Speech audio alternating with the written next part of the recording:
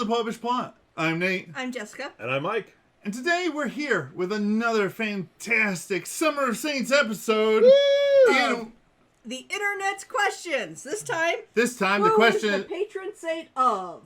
Sorry. Didn't mean to cut you off. I have to cut You had it. You were going with it. I just wasn't ready. I'm just this thing today. You're just this thing. So, we did which. Now we're doing who. So, who is the patron saint of animals? This sounds really familiar. Yes. I think I've heard of this guy. Yes, we did the whole list on patron saints for your pets, and we will link any episodes where we already discussed the patrons of this down below. But here are some patron saints for animals. St. Francis of Assisi, St. Anthony the Great, St. Anthony of Padua, St. Cornelius, St. Nicholas of Tolentino, St. Blaise, Pope St. Sylvester, St. Vitus, and St. Modestus of Jerusalem. I feel like we should have put Francis at the end so it could be, and the one that everybody knows. So, in your mind, just think all the others, and of course, St. Francis of Assisi. Next we have, who is the patron saint of lost causes? Gee, I don't know. Oh, wait. The one that we here at the Popish Plot call on so often, Saint Jude.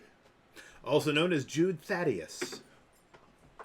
And don't call him Judas, even if that was his name, because then you'll think he's the bad guy. Well, his name was probably Judah, but yeah. Also, there's also St. Rita of Cassia, who's a patron of lost causes, because all of her stuff was very desperate. Yes.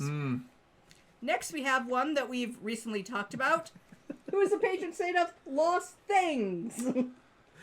Which I find is weird that it's number 3. Let me think. It was Tony, look around. Something's lost and must be found. That would be St. Anthony of Padua. But we all agreed that we enjoyed the more formal, elaborate prayer better.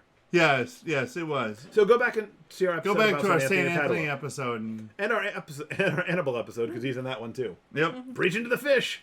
Next one, travelers. A saint near and dear to my heart, St. Christopher. Ah. And also Saint Bona of Pisa. Of course.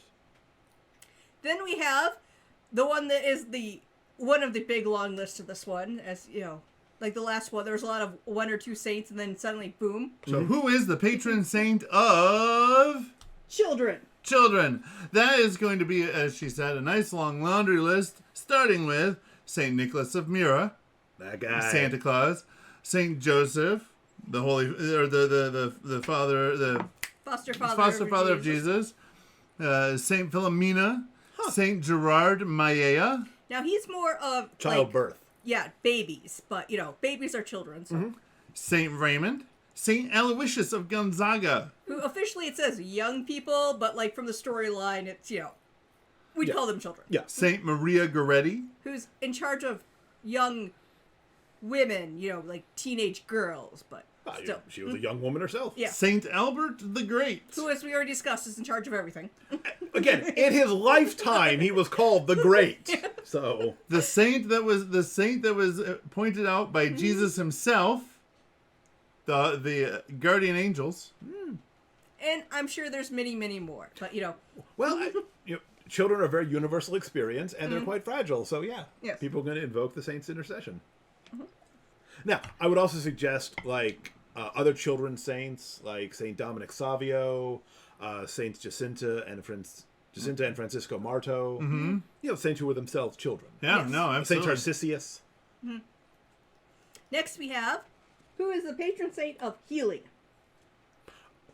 Again, I would suggest a lot of them. Yes, I went with the most well-known. Oh, yes. If you have a complete Bible, you know him as throw some fish guts on that. If you like buddy travel stories, you want St. Raphael the Archangel. Road trip. Buddy road trip stories. That's what it is. That is what it is. For most of the plot, you don't even know it's him. That's the twist. I mean, it would be great for a film because it's kind of a rom-com. Oh, because they go on these misadventures, and it's all to go find. It's all to go wife. find this guy his wife. Yeah. Oh man, that would be such a great movie. there was a joke about, if you could make any Bible epic, what would it be? But you got 3 hours. My answer was that it's just the 3 hours of we recovered the law and we read it out loud to all the people. But the story of Tobit would be much better. No, Tobit would make a really good story. And the nice, imagine 3 hours of people reading Deuteronomy. and the nice thing is about it is that it would actually make for a relatively decent Christian film, in that you could actually go and take all of the overzealous Christian pretense out of it, and it would still all track. Well, the analogy to like the Marvel Cinematic Universe is the story of Tobit would be Ant-Man. There's still plenty of drama, there's still high stakes, but it doesn't take itself as seriously. Yes. Even though you have to defeat a demon who's killed 7 dudes. Right. See, I thought you meant Ant-Man, as in the actor who played Ant-Man would make a great Raphael in this. Also that. He totally beat Tobias. The age is quite right. I don't know. I don't know if he'd be a All right, fine, Tobias. fine. He'll be Raphael. Okay, anyway. Paul Rudd as Raphael. The next one is, I assume, one that popped up recently. Who is the patron saint of Ukraine? Can't imagine what would make people think about that now. Well, one of them would be St. Michael the Archangel, in that there's a big statue of Michael over the central square in Kiev. That, and realistically, anytime you need protection from an oppressive force, St. Michael is the one you should call on. Mm-hmm. Yes, but it's right there in his prayer. Protect us in battle. But what the internet says is St. Vladimir the Great, also known as Vladimir of Kiev, his grandmother, not mom. St. Olga of Kiev. St. Josaphat, whose last name we can't even remotely pronounce. Mm-hmm. Well, I mean, I can try. I will probably slaughter it, and I just don't think that's beneficial. Kuntsevych? Yeah, that's St. Josaphat Kuntsevych. And then we have a kind of unofficial, because in part they're only a blessed, which is Mykola Konrad. That just sounds funny. I apologize for the accent. I don't mean to do it. It just kind of sort of happened. It just happens when you say certain words. And sometimes we get into a thing with where accents fit, and it's just kind of a I will not apologize for that. And again, these are of course all the Catholic patron saints of it, as being a there country are probably that, a whole other bunch of East Orthodox ones. Yeah. Listen, we have a hard enough time pronouncing the names of the Catholic saints. I'm sure not going to be able to pronounce somebody whose name had to be transliterated from Cyrillic. Yeah. I'm just No offense to our Eastern brothers. So listen, as someone who learned that the reason why all Polish names are horrible is because horrible to pronounce, they're fine names. Yes. Listen, I am Polish. It's because, it would have worked much better in Cyrillic, but because they went with the West for religion, they got the Latin alphabet, and they're like, this is like one letter in this alphabet, but we need 5 consonants crammed together. Yes. This is my issue with St. Cyril and Methodius. Their mission to the Slavs, brilliant. Breaking away from the just generally jerkish attitude of the German bishops, awesome. But when someday when we have a deep dive, we could be like, is there any bit of time in which the Germans weren't the troublemakers? But just because you're and I say this as a German. Just because you're translating all the liturgy into Slavonic doesn't mean you have to use a new alphabet. They could have totally used the Latin alphabet for Slavonic. But instead, they invented the alphabet, which eventually became the Cyrillic alphabet. I don't know. I feel like Polish points out that they actually would have had a harder time doing that. But if it had been done from the beginning that way. I don't know, because then it could be like a lot of Chinese things where they wrote it one way, but the pronunciation is a different way. So we're like, is it Peking? Is it Beijing? It depends on exactly what we're referring to, because we wrote it with a P, but it's pronounced with a B. Croatian and Serbian are mutually intelligible, but one is written in the Latin alphabet, the other is written in Cyrillic. Anyway. We can overcome. Let's get on to who the patron saint of nurses is. The patron saints of nurses. We have a bit of a list here. Saint Agatha of Sicily. Saint Catherine of Siena. Saint Cornelius of Lelis. Camillus de Lelis. Oh, Camillus. Sorry. I'm in the midst of getting new glasses, so I apologize. Saint Elizabeth of Hungary. Saint John of God. And, of course, once again... Old fish guts. Old fish guts himself, Saint Raphael. Now, the great thing about this is, a lot of these saints personally ministered to the sick. Or were known for having illnesses, so, they're... Yep. Nice. Next we have dogs. Again, see our episode on the patron saint of animals. But in case you don't want to go back and watch the whole video, which I don't know why you wouldn't, because they are so entertaining. You know you want to. You can find out the story behind the patron saint of spiders. But we're generous. Yeah. So for dogs, you've got Saint Roque. Yep, and Saint Hubert. Good old Hubert. And Hubertus. Our last one, who is the patron saint of sports? Sports ball! Now this one gets a little tricky because there's ones for sports in general, and there's ones for specific sports. So if you just need sports, it's Saint Sebastian. Nice. So when you're listening to Huey Lewis in the news, it's Saint Sebastian. If you and Michael Phelps are going to do a showdown to see who can do the quarter mile, the 400 meter fastest, you want Saint Adjutor or Saint John of Nepomuk. Mm-hmm. Now that's funny because he was thrown off a bridge into a river. Yes. I love the church's sense of humor. Swimming, not drowning, they're related things. Hey, look, I argue anybody who's over their head in water and isn't drowning is by default swimming. But he did drown. Yeah.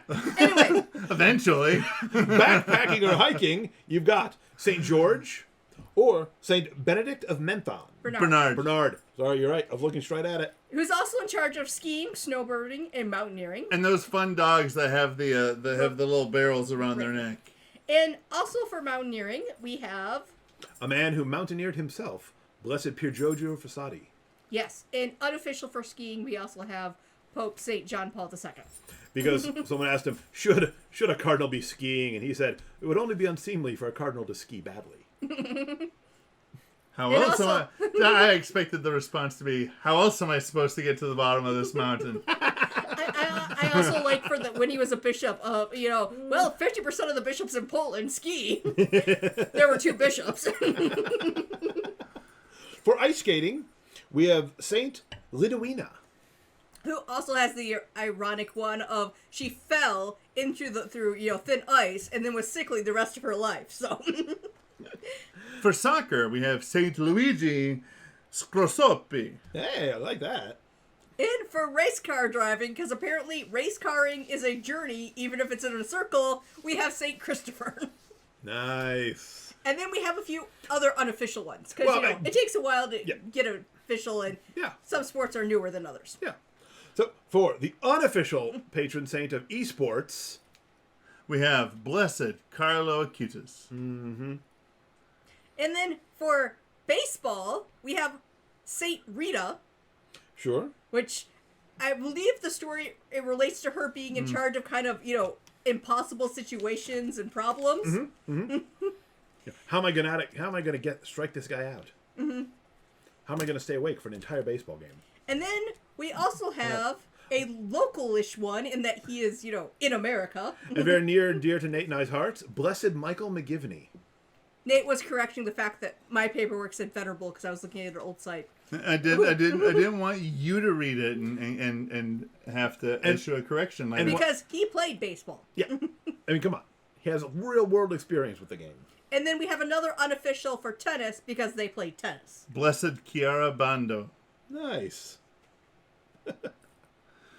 So those are our list based on the Google question.